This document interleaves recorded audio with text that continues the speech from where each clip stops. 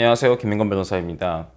상담을 하다 보면 가끔씩 공익신고자는 처벌을 받지 않는지 물어보시는 분이 계십니다. 오늘은 공익신고자가 신고 과정에서 위협한 행위를 하더라도 책임이 감면되거나 면제되는 규정이 있는지, 있다면 그 근거는 무엇인지에 대해서 한번 알아보도록 하겠습니다.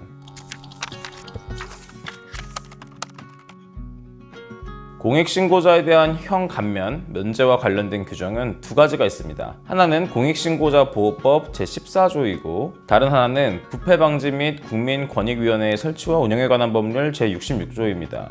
공익신고자 보호법 제14조를 보시면 공익신고 등과 관련하여 공익신고자 등의 범죄 행위가 발견된 경우에는 그 형을 감경하거나 면제할 수 있다고 되어 있습니다. 그러나 내가 이제 공익신고라고 생각한다고 해서 법에서 공익신고라고 인정해주는 것은 아니기 때문에 법을 보실 때는 항상 요건을 검토하시는 것이 중요한데요. 우선은 이 규정을 보셨을 때 내가 공익신고자에 해당을 해야겠죠. 공익신고자에 해당하려면 공익신고가 무엇인지에 대해서 검토가 필요한데요. 이 법에서는 가정폭력 방지 및 피해자 보호에 관한 법률, 개인정보보호법, 경비업법, 도로교통법, 근로기준법, 병역법, 형표법 등 무려 이제 471개의 법률에서 금지하고 있는 행위를 공익침해행위라고 보고 있고, 이 침해행위에 대해서 수사기관, 행정기관, 감독기관 등의 신고, 진정, 제보, 고소, 고발하는 것을 공익신고라고 보고 있습니다. 이 부분은 법률이 워낙 많기 때문에 제가 하나하나 다 열거하기가 조금 어렵기 때문에 이 공익신고자 보호법을 직접 확인해 보시기를 권유드리고요.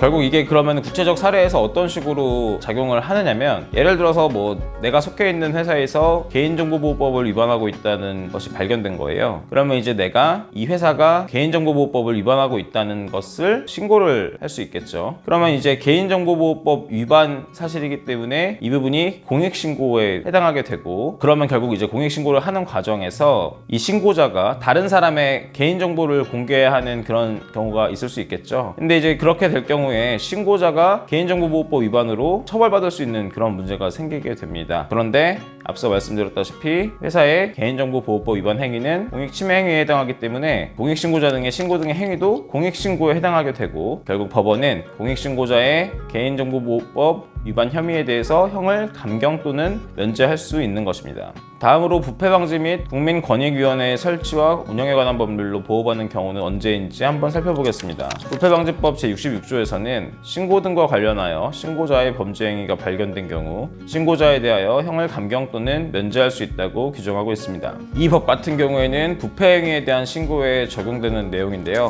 이 같은 법 제2조 제4호를 보시면 부패 행위란 공직자의 지위 및 권한남용, 공직자의 법령 위반 등의 행위와 공공기관의 예산 사용 등을 의미한다, 이렇게 되어 있죠. 결국은 부패방지법에서 말하는 부패행위란 공직자와 공공기관의 부패행위를 뜻하는 것이고, 민간기업이나 시민단체 등의 부패행위는 부패방지법에서 말하는 부패행위가 아니기 때문에 이 부분에 대한 신고는 부패방지법을 통해서는 보호받기가 어렵다, 이렇게 말씀드릴 수 있겠습니다.